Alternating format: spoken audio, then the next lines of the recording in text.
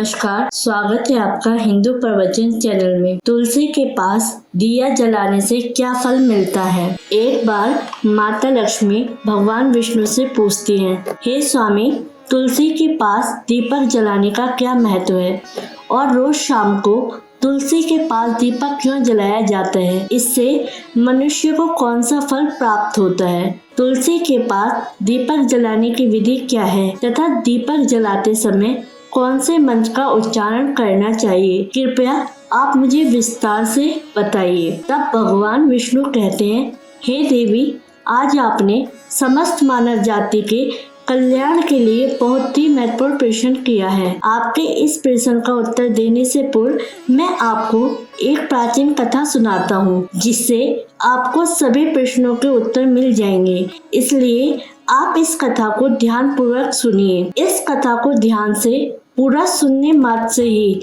मनुष्य को 100 वर्षों तक तुलसी के पास दीपक जलाने का पुण्य प्राप्त होता है। फिर माता लक्ष्मी कहती हैं, हे स्वामी, मैं इस कथा को सुनने के लिए उत्सुक हूँ। कृपया आप इस कथा को सुनाना प्रारंभ कीजिए। तब भगवान विष्णु माता लक्ष्मी को वह कथा सुनाने लगते हैं।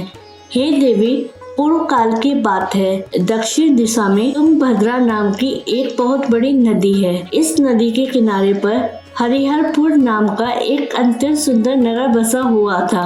उसी नगर में काशी नाम के एक ब्राह्मण निवास करते थे। वे अत्यंत गुणवान, चरित्रवान, धर्म कार्य करने वाले तथा वेदों के मार्ग पर चलने वाले थे।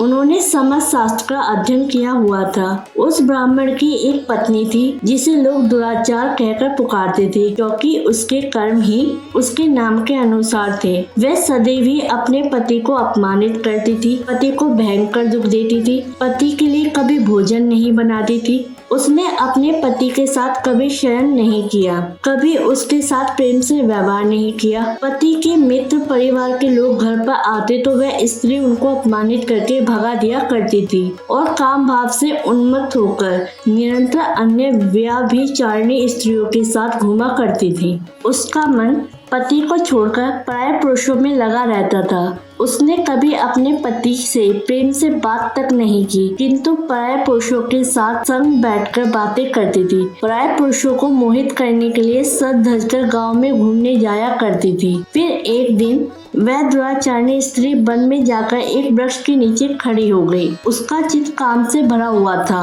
वह किसी सुंदर कामी पुरुष की राह देख रही थी, किंतु बहुत समय निकलने के बाद भी उस स्थान पर कोई पुरुष नहीं आया। इसलिए वह अत्यंत दुखी हो गई और प्रियतम की खोज में इधर उधर भटकने लगी। उस दिन उसका सारा परिश्रम व्यर्थ हो गया। वहाँ पर खड़ी होकर वह नाना प्रकार की बातें कहकर विलाप करने लगी। हाय हाय, आज तो इस मार्ग से कोई भी सुंदर पुरुष नहीं आया। अब मैं कैसे अपने काम वासना को शांत करूं। उस जंगल में एक भयानक बाघ निवास करता था। उस पापनी स्त्री की आवाज सुनकर वह जाग गया और उछलकर उस स्त्री का भक्षण करने के लिए उसके पास आ गया। उस भयंकर बाघ को देखकर उस स्त्री के पसीने छूटने लगे। वह भय से थर-थर कांपने लगी। वह स्त्री कुछ करती, इतने में ही उस बाघ ने अपने पंजे से उसे घायल कर दिया और वह स्त्री जमीन पर गिर पड़ी। जमीन पर गिरते ही वह स्त्री चिल्लाते हुए बोली, अरे बाघ, तू किस लिए यहाँ पर आया है? मुझे क्यों मार रहे हो? मैं यहाँ पर अपने प्रियतम को खोज रही हूँ। तुम मुझे छोड़ दो। मेरा भक्षण करने से तुझे क्या मिलेगा? उस स्त्री की यह बात सुनकर वह भयानक बाघ क्षण भर के लिए रुक गया और हंसते हुए बोलने लगा, हे दोस्त, आज विधाता ने तुझे मेरा ग्रास नियुक्त किया है। तुझ जैसी पापनी स्त्री का भक्षण करना ही मेरा काम है, तभी तुझे इस शरीर से मुक्ति मिलेगी। वह स्त्री कहने लगी, ए बाघ, तुम कौन हो? मुझे सच सच बताओ, तुम्हें किस कारण से बाघ की योनि में जन्म लेना पड़ा और तुम मुझ जैसे स्त्री का भक्षण क्यों करते हो? पहले मुझे सारी बात बताओ और फिर मेरा भक्षण करो। फिर बाघ कहने लगता है, हे पापनी, मैं तुझे मेरे पूर्व जन्म का वृत्तांत सुनाता हूँ, किस कारण से मुझे बाघ बनना पड़ा। पूर्व काल में दक्षिण देश में एक नदी थी। उस नदी के तट पर एक नगरी बसी हुई थी। उस नगरी में मैं निवास करता था। मैं एक ब्राह्मण का पुत्र था और नदी किनारे बैठकर यज्ञ आदि किया करता था। मैंने उस जन्म में अनेक पापियों के लिए यज्ञ किया, उन पापियों के घर का भोजन किया।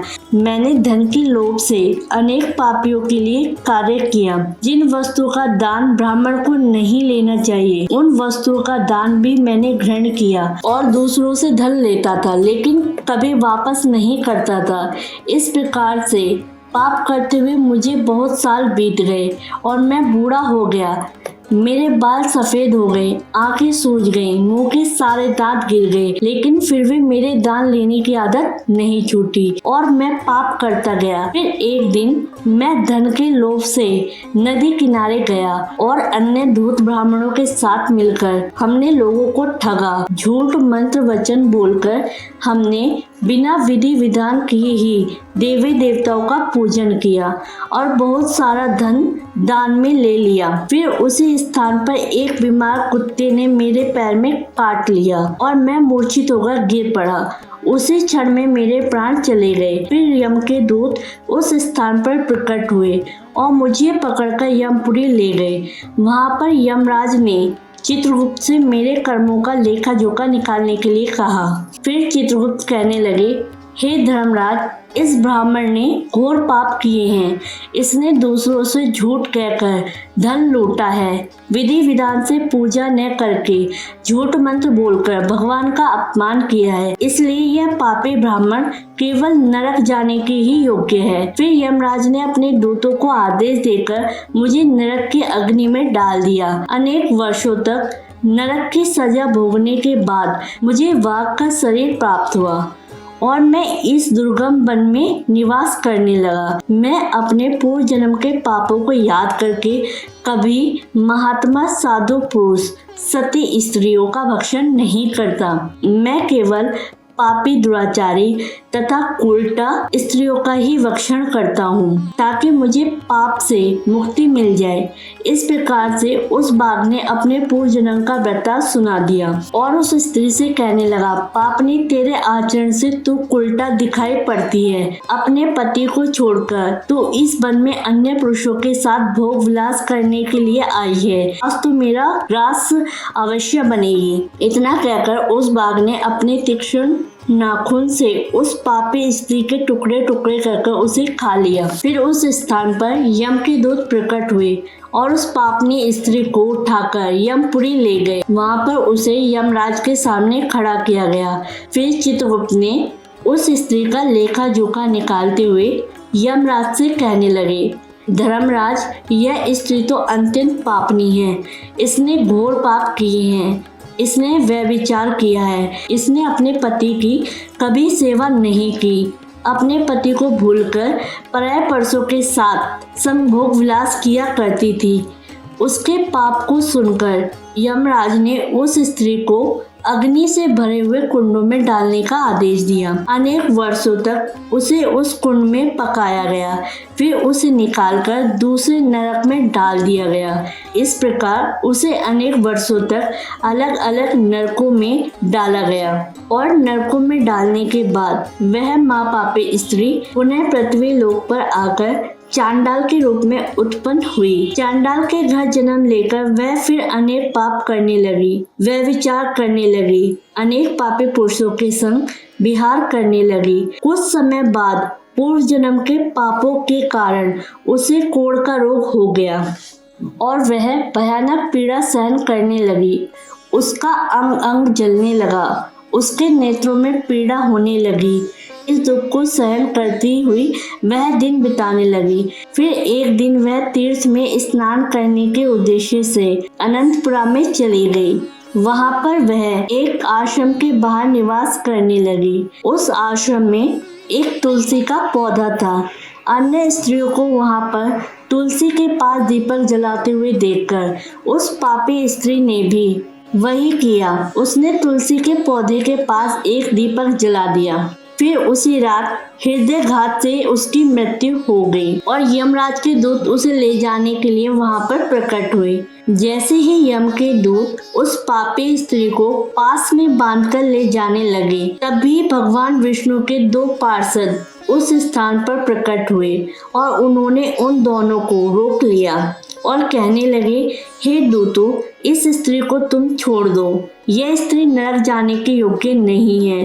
तुम किसके आदेश से ऐसा अधर्म कर रहे हो? फिर यम के दूत कहने लगे, हे पार्षदों, हम यमराज के आदेश से इस पापी स्त्री को उठाकर ले जा रहे हैं, किंतु आप हमें किस कारण से रोक रहे हो? यह स्त्री अत्यंत पापी है, इसे नरक में ले जाने की आज्ञा मिली है। फिर पार्षद कहने लगे, हे दूतों, यह स्त्री तो विष्णु भक्त है, यह नरक जाने योग्य नहीं है।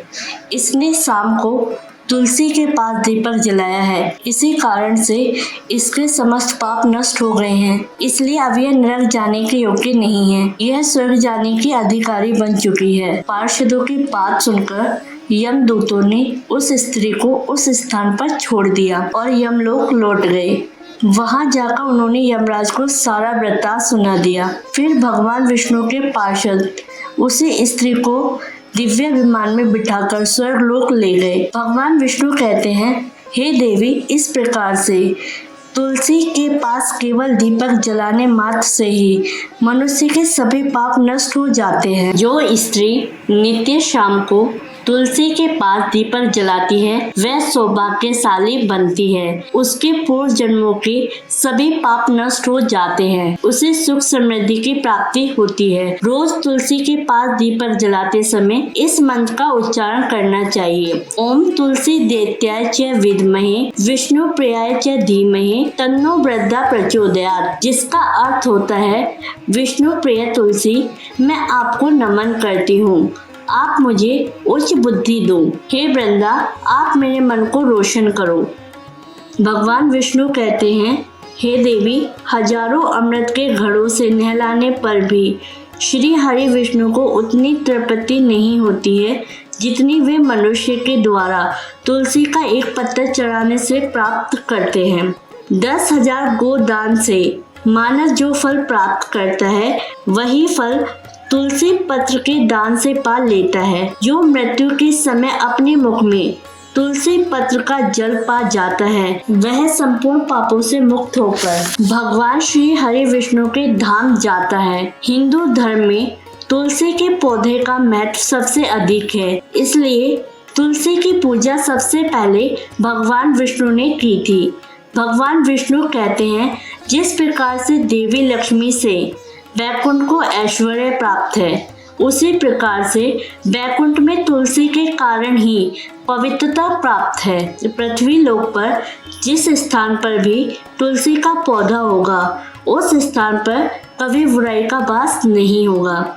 ऐसा स्थान सबसे अधिक पवित्र होगा। इसी कारण से हमें हमारे घर में तुलसी का पौधा अवश्य लगाना चाहिए। ऐसे ही धर्म से संबंधित जानकारी प्राप्त करने के लिए बेल आइकन को क्लिक कीजिए, चैनल को सब्सक्राइब कीजिए, कमेंट कीजिए, लाइक कीजिए।